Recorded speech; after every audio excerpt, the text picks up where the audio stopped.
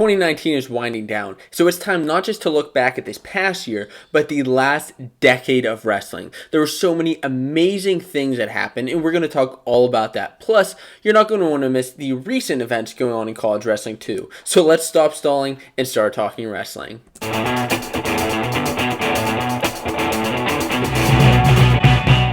What's going on, wrestling fans? My name is Josiah, and welcome to the Fanco Wrestling Show, the #1 wrestling podcast on YouTube. And before we start, I want to let you know that this video podcast is brought to you by Colat Wrestling Camps at colat.com. These camps are for junior high and high school wrestlers who want to continue their careers into college or just improve their technique. There is a prospect intensive and technique camp going on June and July of 2020. Make sure you check out the link in the description below. Just go to colatwrestlingcamps.com.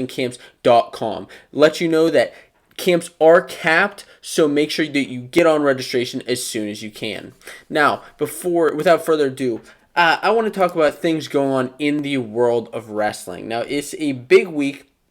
Not just for wrestling, but also for movies. There is a Star Wars movie coming out this week, and although I did not hear great things about it, I'm looking forward to seeing how that is. Please let me know, are you excited to see the new Star Wars movie? Now, what's going on in the world of wrestling this week? Well, there were a couple tournaments past couple of weeks, including Reno TOC, Iron Man, and then upcoming we have Midlands and Powerade. There were some big matches that went on at all of those tournaments. So it was very exciting to see all of that. And of course, the upcoming event is Senior Nationals. It's one of the biggest upcoming events and the first step in qualifying for the Olympic team trials in State College in April. We'll be talking about that a little bit later on this show as far as what weight I think is the deepest. But I wanted to mention that up top because I'm excited to see so many great wrestlers. Especially, you're going to see Nick Suriano, Jordan Oliver, Yanni Dakamohalis, Anthony Cassar, as well. I mean, just so many wrestlers that are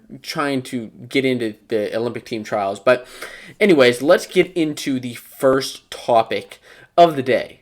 And the first main topic of the day. Who is the best pound-for-pound wrestler in the country? Well, Zahid Valencia seems to be the best bet as the best pound-for-pound wrestler in the country.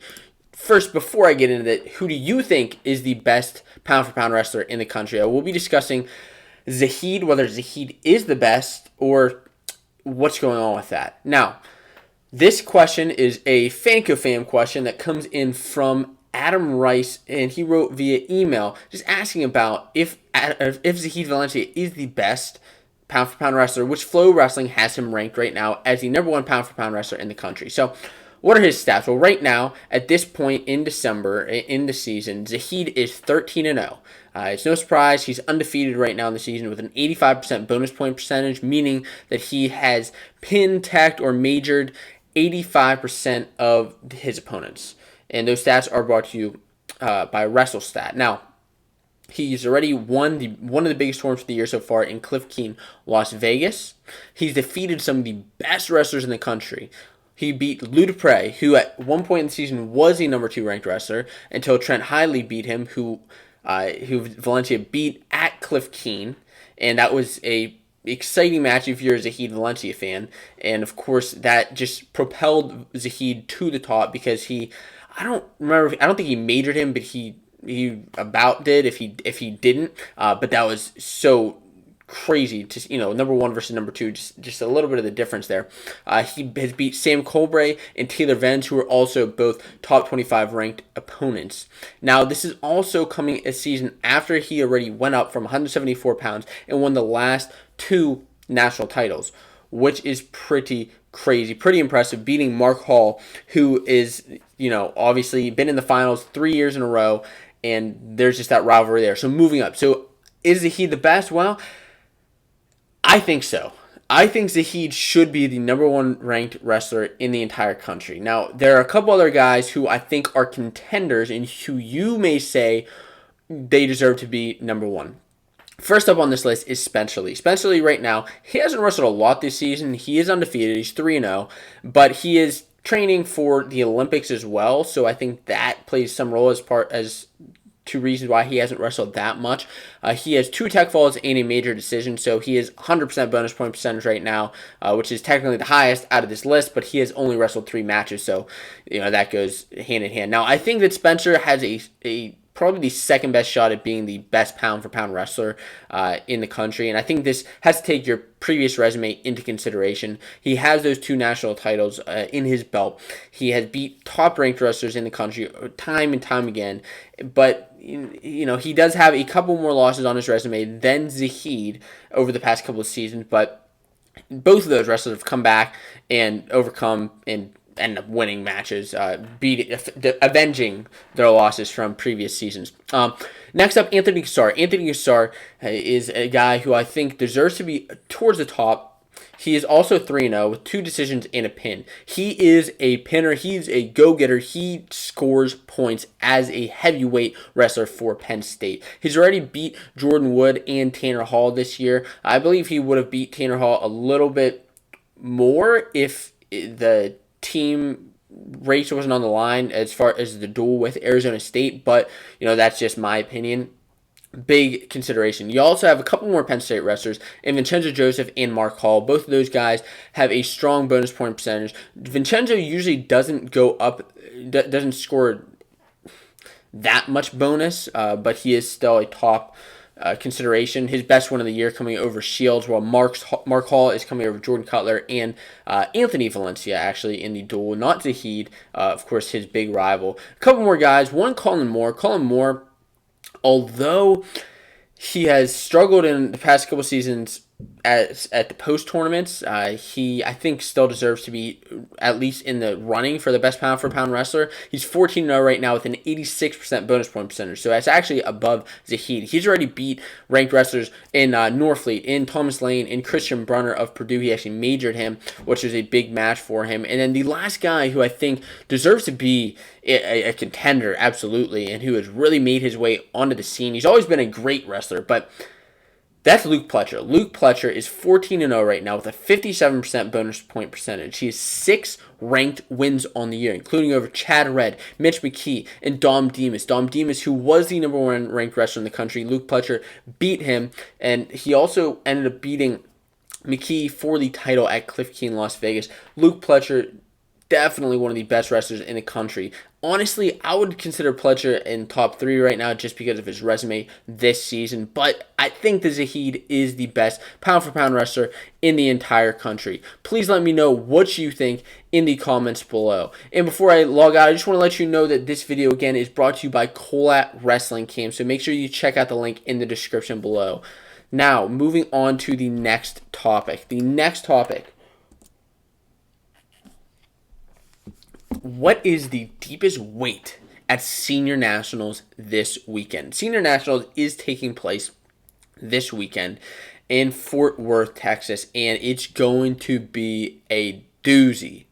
There are going to be some incredible matches with a very crowded field of wrestlers. Now, before I get into that, I just want to let you know that this video is brought to you by Colat Wrestling Camps. These are camps for junior high and high school wrestlers who want to continue their college careers wrestling or improve their technique. There are 3 options for camps running June and July of 2020. If you're interested, go to colatwrestlingcamps.com or check the link in the description below. Now, to let you know about Senior Nationals, if you're not familiar with the process, the top 5 wrestlers, the top 5 placers from Senior Nationals this weekend will move on to the Olympic trials in April and be able to compete for a chance to be on the Olympic team in 2020 in Tokyo.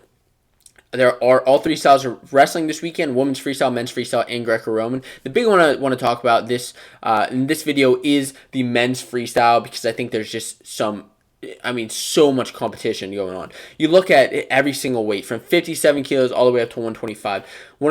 Looking at 65, okay, yeah, Yanni, Jordan Oliver, Frank Molinaro, who already faced off with Yanni before over the past year. You got Jaden Ironman, who's the only guy to beat Yanni in college, actually. You have Bryce Meredith as well as Joey McKenna, Dom Demas, Dean Heil, who's in a two-time national champ. This is a loaded weight, but you move up to 74 kilos. And I think that 65 is the second most stacked weight class going into senior nationals. I think it has a chance. I think that it could be number one. You could definitely argue that, but I think that it is number two.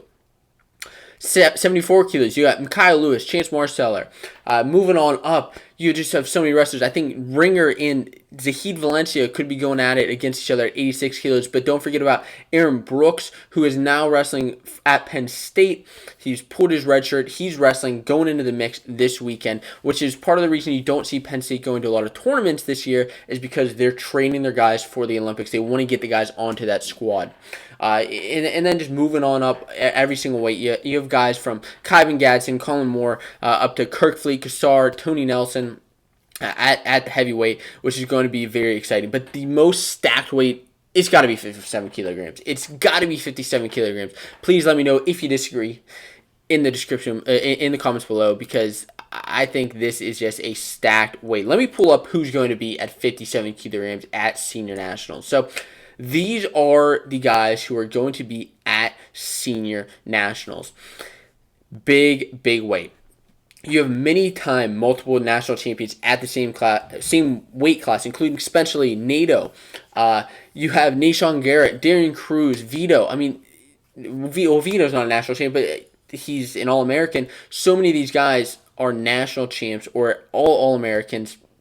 Incredible. Now, Spencer Lee right now has the number one seed going into the tournament, and I think that's very interesting.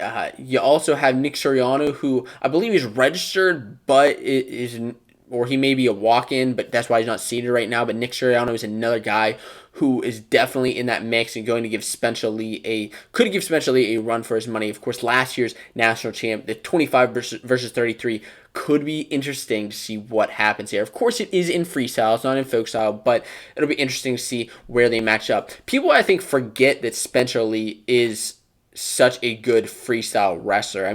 He is a cadet world champ. He is a two-time junior world champion, but people still forget how good Spencer Lee is. He has probably one of the best freestyle resumes out of any of these wrestlers, and it's going to be interesting to see what happens here. Now, Lee has wrestled Suriano before. Last time they wrestled was in the national finals at 125, and I'm not going to lie, I was rooting absolutely for Spencer Lee. Spencer Lee is a guy from around my hometown, so I'm interested. I'm always rooting for local guys. Suriano, of course, being out of New Jersey, Spencer Lee being out of Pennsylvania.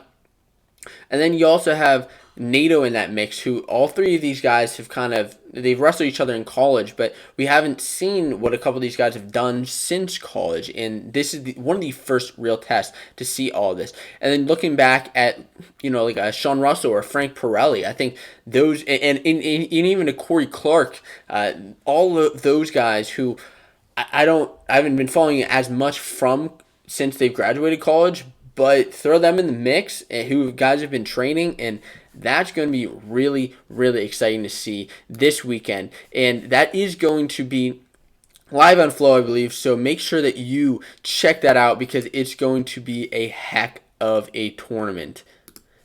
Now, let's look back at college wrestling from 2010 to 2019. Do you remember everything that's happened over the last decade of wrestling? Now, of course, there is so much to get into with the last decade of wrestling. I'm going to give you some of my moments. Later on, I'll go into my top 10 moments of the last decade, but just a little look back at wrestling since 2010. A lot has changed. A lot has been implemented. One of the first things that has happened, and please, as always, let me know what your favorite moments of the last decade were in college wrestling, because there's a lot that's happened, and this is just college wrestling. So first, dating back to 2010, Iowa won back-to-back national titles. Some of their guys that they had there are Matt McDonough, who I loved watching back in the day, back when I was in actually junior high school. He was a guy who I enjoyed watching. I went to a couple Iowa camps, and he was there, and he's just a great technician. But then you have Brent Metcalf, who is I mean, through and through, an Iowa wrestler, a hard-nosed wrestler, and Jay Borschel. I mean, all of these guys won titles for Iowa and gave them back-to-back national championships. And then you look 10 years later from that, which is today, Iowa's gunning for another title, and you could see these big name guys doing it again. During that time, you also had Dake winning his first ever national title, and we'll get to a little bit more about Dake in just a minute. Now, in 2011, that's when Penn State really stepped onto the scene with Quentin Wright, Frank Molinaro, David Taylor. They outpaced Cornell for the national championship, which was the first national championship since 1953. And at that time, honestly, there were not that many Penn State wrestling fans. It has grown exponentially since that time. Back in the day, I like to say I was always a Penn State guy, but I was kind of an Iowa fan back in the day as well. So it was interesting to see these two go at it. Also during that time, which also helped Penn State in the team race as far as against Iowa, was Anthony Robles versus Matt McDonough. That was an incredible match. Robles, of course, being a wrestler with one leg who won a national championship. If you haven't seen that match, you have to look up that national championship. It was incredible. Moving on to 2012. It was an interesting year because that's when Penn State won their back-to-back titles, and David Taylor won his Outstanding Wrestler Award. Frank Molinaro gets a title as well as Ed Ruth. In the year before, Penn State, didn't have.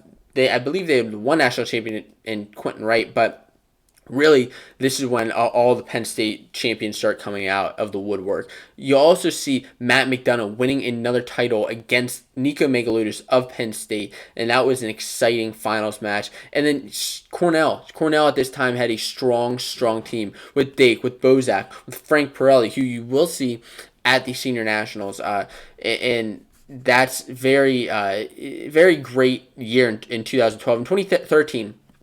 This was huge. This was when Kyle Dake, of course, Kyle Dake out of Cornell, won his fourth national championship, going 4 for 4. He went 4 for 4 in national championships, winning at 4 different weight classes. Those weight classes, of course, were 141, 49, 57, and 65. He ran the gauntlet and made his way all the way to 4 national championships, which is... It had never been done before as far as 4 different weight classes, and he was only the third national champion to ever win 4 titles ever, which was incredible. What was even more incredible was that he faced off against David Taylor in the finals, his big rival, Dake versus Taylor in the finals, and ended up winning that match. I remember watching that on TV and just being astounded at how great of a wrestler Cal Dake was. It was also a solid year for Oklahoma State, who had Chris Perry and Jordan Oliver both winning titles. These are teams that are always in that mix, and it's exciting to see what happened. In 2014, though, Dake did end up getting that title, his second title, because Dake was no longer there, and Penn State won their 4th title. You also see guys who are now on the world team really stepping into the scene. Nick Wisdowski stepping into the scene from NC State and getting a title. Jaden Cox winning his first title. These are all guys who, even David Taylor, as I mentioned, who have made their way from college wrestling onto the world scene. It was great to see all of them wrestle. Now, in 2015, this was a huge year for not Penn State, but Ohio State, because this is when Ohio State won their title with Nathan Tomasello getting a win, and Stieber also winning his titles, going 4 for 4, following just a couple short years after Kyle Dake. The fact that there were 2 4-time national championships and national champions in the last decade is astounding. It blows my mind. It just shows that the level of wrestling today is so good. This was big because they also had Kyle Snyder, another guy stepping onto the scene, although he was pinned by Gadsden. He did actually beat Jaden Cox this year, and this was the only year that Penn State did not win a title over the last decade. Besides the 2010, it was Iowa, Penn State for 4 years, then Ohio State stepped onto the scene in 2015. In 2016, this was another Big year for wrestling. I mean, this is when the championships were at Madison Square Garden. Were you there? Did you watch on TV? I was not there. I think it would have been cool to go there. I'm sure the national championships were extremely expensive though that year. I've heard that. But I've been gone in years since. In 2016, also you had the big Imar versus Jason Nolf. That rivalry was big. It heated up. They wrestled a couple times throughout the season. Nolf won earlier in the year. He won by pinfall during the duel. And Imar actually only has, I believe, three or four losses on his college resume, and two of those are losses by Vincenzo Joseph, or all those losses are by Vincenzo Joseph and Jason Nolf, and two of those are by fall, which is just crazy. But Imar, of course, did win that national championship that year. He ended up beating Jason Nolf in the final 6-5. But the next year was also a great year, and this is when we saw one of my favorite things that have ever happened in college wrestling, as far as I've been watching, okay? I'm a young guy. I've been watching for, 20, 30 years like a lot of you wrestling fans have. But this was when we saw five wrestlers from Penn State win a title. Five wrestlers from the same school win a title. And I know it has happened before a couple times in history. I believe from Iowa back in the day and then Oklahoma State back in like 2005 happened. But they did tie the record. It was Penn State ended up winning the title again, and this was when Zane, Vincenzo, Mark Hall, Nickel, and Nolf all won titles. Nickel's big match versus Gabe Dean. I mean, they all had big matches in the finals. Of course, Vincenzo pinning Imar in the national finals. This was also the last year for the NWCA Duel Series, which I wish they would not have done away with because I loved watching that at the end of every season. When you saw the last match of the year, it was almost like a bowl season for wrestling. If you're not familiar with what it was a bowl game for wrestling. You saw Oklahoma State going against Penn State. You saw Edinburgh versus Iowa, Nebraska versus Virginia Tech, Ohio State versus Cornell, Michigan versus NC State. These are matches that don't necessarily happen every year unless they schedule them in advance. But we got to see the best teams in the country facing off, and that's why I love that. And so, it was a shame whenever they did away with it. Now, in 2018, this was another big year for Penn State and Ohio State. It seems that these schools, that I'm talking about them a lot, but they have just been big on the scene in the last decade. Now, if you want to talk about all college wrestling, yeah, these teams aren't going to necessarily be there, especially Penn State, especially Ohio State. You're going to see more Iowa, more Oklahoma State, even Cornell. You're going to see schools like that in the scene, but Oklahoma State has the longest tradition, really, of wrestling, but in the last decade, these schools have dominated. Have you remembered a lot of these things so far? Or are these things that I'm helping to jog your memory? I'd like to talk about that. Now, Penn State, of course, won another title, but this was a slight victory over Ohio State by just 8 measly points. It was a record-setting final session with nearly 20,000 fans, which was the highest, and it was the highest scoring event in the NCAA between the top two teams, between Penn State and Ohio State. I mean, any other year, Ohio State would have won the title. Really, I mean, let's be honest. But it was a great scoring year for Penn State as well. We saw Zane Train and Snyder both win their third titles, which was a lot of fun. Both those being great Christian guys, just great people in general, and to see them win that title was phenomenal. Zane, of course, had his 94 or 95 match win streak, and he won a Hodge Trophy. Snyder, on the other hand, was only the 5th man to win 3 titles at heavyweight. He was the first since the 80s, actually, the late 80s. Now, this was also a big, came down to the wire whenever Bo Nickel pinned Miles Martin in the finals, helping the team win the national championship. And this was also a big year for Yanni. Yanni won his first national title, and I believe, Spencer Lee won his first national title that year as well, which was exciting to see. I love seeing that. So 2 freshmen winning, but Yanni won his first title with a torn ACL. We found out after the fact that's what the big knee brace was. Same with Spencer Lee, big. But Yanni ended up beating Bryce Meredith in the crazy finals. I would have loved to see Bryce Meredith win as well, a great human being. But Yanni ended up getting that victory in 2018. And earlier in the season, we also saw a super match whenever Seth Gross bumped up to wrestle Bryce Meredith, which was a great match. Number one versus number one, something that is definitely one of the greatest things in the pantheon of wrestling. And then, of course, 2019, this last year, 2018-2019 season, was whenever a couple of big things happened. You saw Nick Piccinini pin Spencer Lee throughout the year. That was big. That was big for Oklahoma State, big for that duel. In NCAAs, you saw the 165-pound curse start to become a reality whenever Mekhi Lewis beat Vincenzo Joseph in the finals. Mekhi Lewis making that historic run, beating Marinelli, beating Vincenzo Joseph. Big, big, big. Now, that curse probably not going to be holding any weight to it this year unless Mekhi comes out of his Olympic redshirt year, but interesting. You also saw a big year for New Jersey wrestling whenever Nick Suriano became the first ever NCAA champ from Rutgers and was followed then by Anthony Ashnault. What a great year for New Jersey last year. And then this season, rounding out the decade is the 2019-2020 season.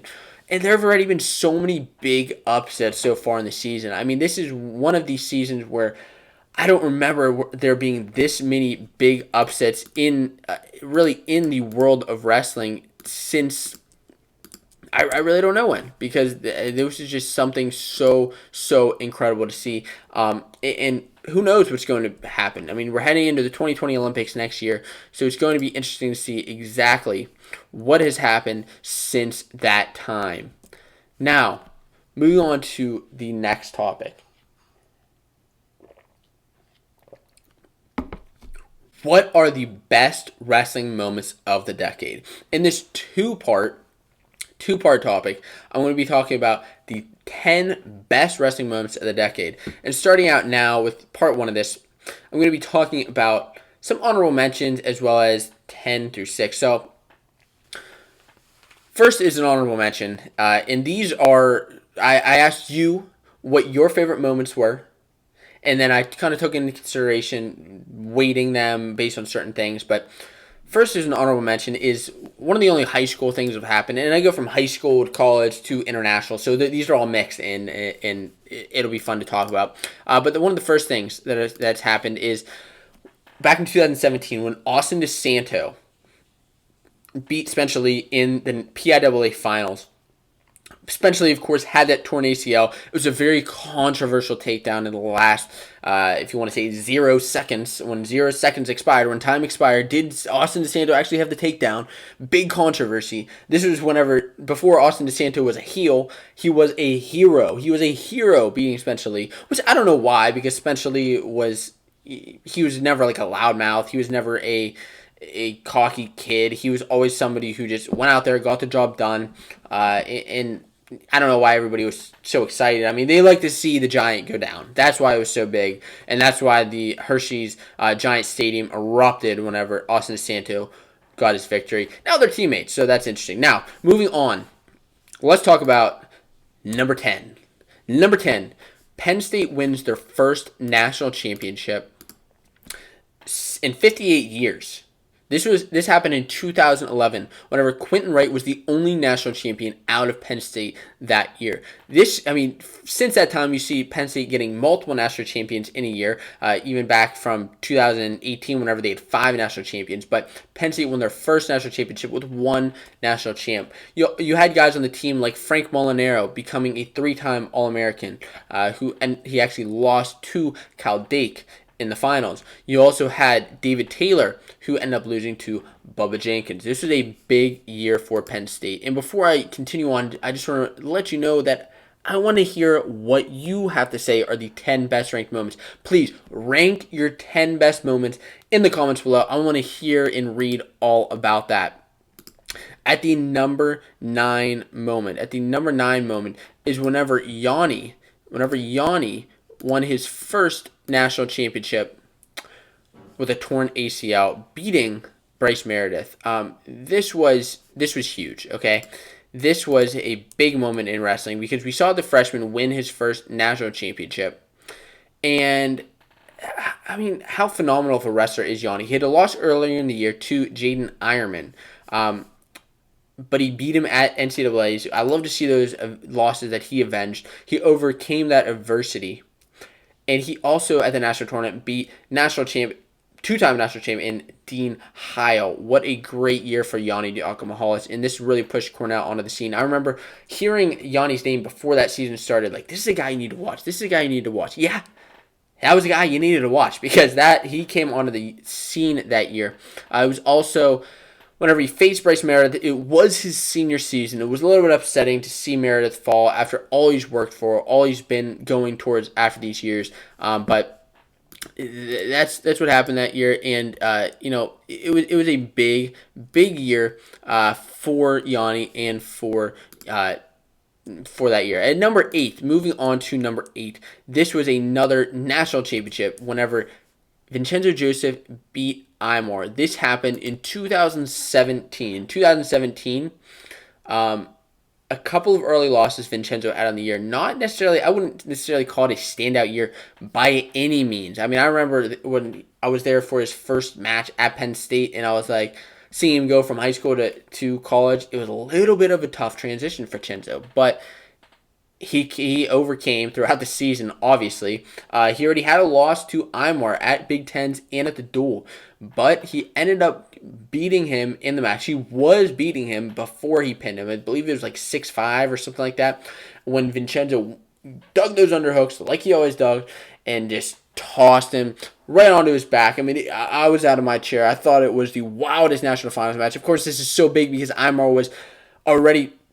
I mean, he was an animal. He was a machine, a 2-time national champion, beating Jason Nolf the year previous, and he just pinned in the classic underhooks by Vincenzo Joseph. What a match. At number 7, JB wins his first world title in Istanbul. I believe this was one of the biggest things that has happened in the world of wrestling over the last decade, because since that time, Jordan Burroughs has really become the face of USA Wrestling, of international wrestling, really just freestyle wrestling has been Jordan Burroughs, who won that first title in Istanbul immediately following his NCAA finals victory that same year, becoming one of the rare guys who wins a national title and a world title in the same year. It just doesn't happen that often because of Olympic red shirts, because other things going on. So it's impressive that he did that. And I shouldn't say Olympic title, I meant world title. World title doesn't happen that often because of different things going on. But it's impressive that Jordan Burroughs did that. Now, moving on to number 6 is another big world wrestling story whenever Kyle Snyder and so many others wrestled at the Rio Olympics, placing bronze as a team in 2016. This, of course, was the last Olympics in 2016 in Rio, whenever Kyle Snyder beat the guy from Azerbaijan for gold, winning that gold medal. He became the youngest Olympian in wrestling history, the youngest Olympic champion, being only, I believe it was 20 years old, still being in college, which is darn impressive. He was coming off of a big national title run, beating Jake Varner at the Olympic team trials, who was the previous Olympic champion. That was big for him. And he was also the first Buckeye to represent the U.S. at the Olympics in 24 years. This was a big year for Kyle Snyder for the Rio Olympics. And those are the top 10 through 6. Next, I'm going to move on to 5 through 1. Now, moving on to number 5. What is the big thing at number 5? I have to give it to this match. Anthony Robles winning the national championship against Matt McDonough. This happened in 2011. I remember watching this on television. This happened in Philadelphia. The reigning national champion in McDonough was in the finals against Robles. Now, Robles was already an All-American. He placed 4th, he placed 7th, and he was just in his outstanding season. He had an outstanding season. He was undefeated so far in his final year wrestling, 36-0, a 3-time Pac-10 champion, Pac-10, a little bit different conference back then, but Pac-10 champion, when he won in the finals 7-1. This was huge. I mean, I didn't think that Matt McDonough could be beat like this. He was just tilted after tilted after tilted. It was 7-1 final victory whenever Robles ended up winning not just the national championship, but the outstanding wrestler. Of course, released out of Arizona State. And now you see him from time to time announcing the national championships every single year. It's great to see a guy like that come back and help out the sport because, I mean, he just did so much for the sport and so much for guys with, he had one leg. He had one leg and he won a national title. That was incredible. I'm sorry. That was absolutely an incredible match. At number 4, the London Olympics. Now, Team USA took silver as a team at the London Olympics in 2012. However, after recent events, whenever the Russian was stripped of his medal for substance abuse, technically, Team USA won the Olympic gold in 2012. Now, this is not official, but we can pretty much say that. And they had a heck of a year. Jake Varner, who I already mentioned earlier, won gold at 96 kilograms. You saw Coleman Scott on the team getting a bronze medal. Jake Herbert placing 7th. Jordan Burroughs, his first Olympic gold medal. He changed. I think this story is just so great because he actually changed his Twitter handle the year before to All I See Is Gold, which, that's his Twitter handle. That's what he's known for. All I See Is Gold. That's his brand. That's what Jordan Burroughs is. And then a year later, he wins the gold because that's what he sees. It's all he sees is that gold with that blast double. Now, he beat the Iranian in the finals, won 38 straight freestyle matches on his way to that title, winning that world title in the previous season, and really he became the face of USA wrestling. And it was just an incredible year for Team USA. Now, as the number three best moment of the last decade, the number 3 best moment is whenever Bo Nickel pinned Miles Martin after being on his back. After Bo Nickel was tossed to his back within the first minute of the 184 pound finals, Bo Nickel tossed Miles Martin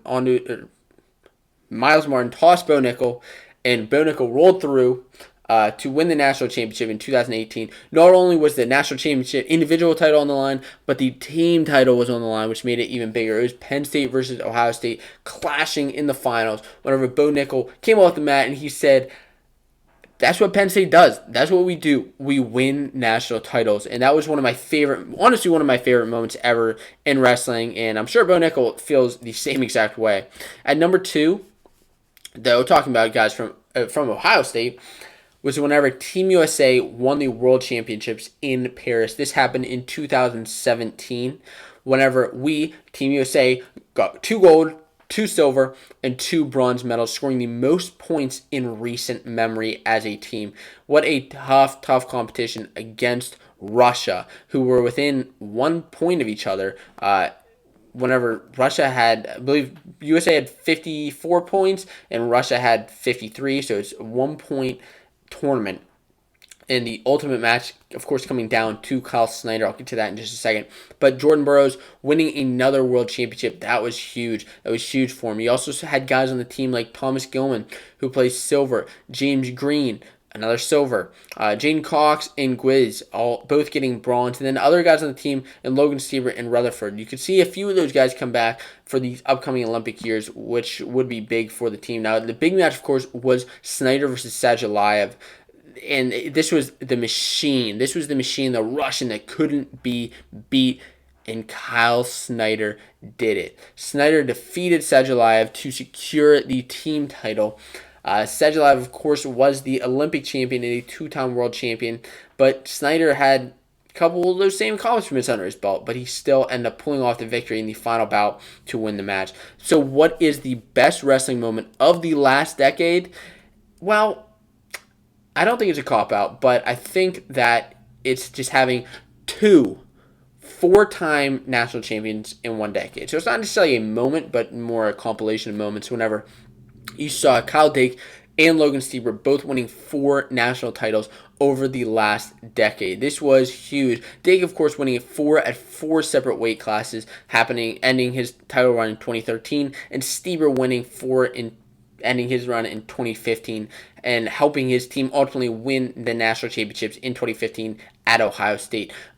The fact that we have 2 4-time national champions in the last decade just speaks so many levels for the the level of wrestling that we have had over the last decade, from 2010 to 2019 and into 2020. There's just so much incredible wrestling that's happened, and I'm just ready for even more to happen. I think guys like Kyle Dake, like Logan Siebert, and going back, like Jordan Burroughs, like Kyle Snyder, just pushing wrestling into the forefront, into the echelon, into everything going on in wrestling. It's great to have them for the sport, and really, I'm just excited to see what happens in the years to come. Now, guys, moving on. This was fun. This was fun. This is a more personal video in my Fanco's favorite wrestling moments of the decade. And I wanted to do this because, yes, I've already talked about what I think the best wrestling moments of the last decade are, but they're not necessarily my favorite, okay? And I know that seems maybe a little bit contradictory, but please, let me know what your favorite moments are in the comments below, because they're best and then they're favorite. Just being into things personally, one of the things I'm going to go into 5 or 6 of my favorite moments. First thing, Spencer Lee winning his first national title. I think this was very exciting to see Spencer Lee win his first national title. Being a guy, I'm from Western Pennsylvania, so Spencer Lee. I've grown up, watching him wrestle, even wrestling on teams against him. Really, of Canamac versus Franklin Regional. It was, we wrestled in the Whitfield Finals against Spencer Lee, and to see him a couple years later win that national title, I was there in Cleveland. What an exciting moment. That was one of my favorite things to see happen, especially after the adversity that he faced in the previous year, and a lot of the doubt and the hate that he received for losing that state championship, but coming on the next year in his true freshman year to win a national title. Absolutely incredible. Next up, and I have this shirt on right now, actually, is Zane. Zane Train, seeing him go 94 match win streak, winning 2 Hodge trophies, and the 3rd national championship was incredible. Just seeing Zane Rutherford's career at Penn State, and being at Penn State, and actually even talking to him in the classroom, off the mat. Great human being, great person, just a great overall wrestler. Seeing Zane win and get to the top of the podium that many times, love seeing it. Now, I also, speaking of Zane, seeing him win with those 5 Penn State wrestlers, being a Penn State wrestling fan, I loved seeing that happen. Whenever Zane, Chenzo, Mark Hall, Bo Nickel, and Jason Dolph all won those titles, that was a record-setting year for Penn State. I don't know if it will ever be done again by Penn State. I'm sure at some point it will happen by another team, possibly Iowa in the upcoming years. They're looking pretty darn good. But to see 5 national champions from the same school is unbelievable. Now, another thing was just being able to go to the national championship for the first time. I don't know if you have ever been to a national championship, but it's a lot different than seeing it on TV. There are advantages to watching it just on TV. I'm not going to lie. Not having to go through the crowd, being able to see the replays, being able to rewind, doing all that. A lot of great stuff. But being able to go to my first national championships in 2018 with my friends, with my brother, it was a great experience. Wouldn't have traded that for anything. And obviously seeing my favorite team win the title was absolutely incredible. With that last finals match with Bo Nickel and Miles Martin, and securing that title was huge. And seeing those Ohio State fans just, become quiet instantly after. But now moving on to some of my high school favorite memories and some of the best moments of the last decade. And I don't think that these are necessarily just my favorite. I've seen you. I asked you, Fanco fanatics, what your favorite moments were, and I saw some of you saying these moments. But one of them, of course, is the Chance Marceller versus Cody Weirchalk Powerade final. What a match, man! What a match! Well, this was. Being in my home gym at Canamac, and just the hype levels for this match building up. And I'll be honest, Flow Wrestling was different back then than it is now, but they were still building up so much hype for this one match. And that gym was absolutely packed. The reason this was so big is you had 2 multiple-time state champions going at it with each other. And these were arguably two of the best pound for pound wrestlers in the entire country. I mean, not just in Pennsylvania, but in the entire country. And I believe it was Chance who went up a weight class, or yeah, I think it was Chance who went up or down a weight class to wrestle Cody, which made the match even more exciting in the Powerade Finals. I mean, the gym, I remember going into the gym, and I think the Kinemac gym holds like 1,500 people or something like that. I mean, it's something within that. And the gym was packed with over 3,000 wrestling fans who came from all over. I mean, people wanted to stream this. People wanted to watch this from all over the entire country. And having it in my own backyard was a heck of a time. Now, of course, Weird Chalk ended up losing that match. It was a shame. And it went into overtime. But, of course, the high school rules are different than college. So, basically it came down to who scored the first point, which is essentially a escape. So, a little bit of a shame. The second, one of my second favorite moments was whenever, and I'll get to actually this one in just a minute, but one of my second favorite moments is whenever during the Dapper Dan Wrestling Classic, the Dapper Dan, or actually not Dapper Dan, it was during another Powerade match, and Dapper Dan was just another big match that I remember watching, but Powerade 2013. Dalton Macri versus Ryan Milhoff. Milhoff, you may know, he's big onto the college scene the last couple of years, but Dalton Macri versus Milhoff. Macri was ducked in the first, ridden out in the second, ended up being a 6-3 score going into the third period. And Dalton Macri, out of Kinemac, ended up going to Cornell, transferring, but he's somebody who always pushed the pace. I've never seen anybody push the pace more than he has in high school, I'll be honest. But seeing him just go for that, trying to get Milhoff to stall out that third period, he didn't end up stalling out. What ended up happening is Macri was down 6-3. He was down pretty big. He needed a throw. And he shot him out of bounds. There were 11 seconds left on the clock. Match is over. I mean, match is over. There's nothing else to do. No. Dalton threw Milhoff 4-5 from headlock to back, pinned him. That was a match. Ended up winning the Powerade Finals. Actually, I don't know if he pinned him, but he got the back. One of the best high school matches I've ever seen, and one of the reasons why I say that you are never out of a match. If Dalton can win that match, unbelievable match. Moving on to, I have two more topics, two more favorite moments. If you're still interested, if you're still with me, please let me know. I like sharing these personal stories. Don't do them very often, but I thought that this was a apropos time to do it. Kinemac winning the state titles in 2012 and 2013. Winning 2012, 2013. This match in particular, 2012, first of all, was whenever Kinemac defeated Central Dauphin. Kinemac is my high school, the high school that I went to, whenever we defeated Central Dauphin in the state team race.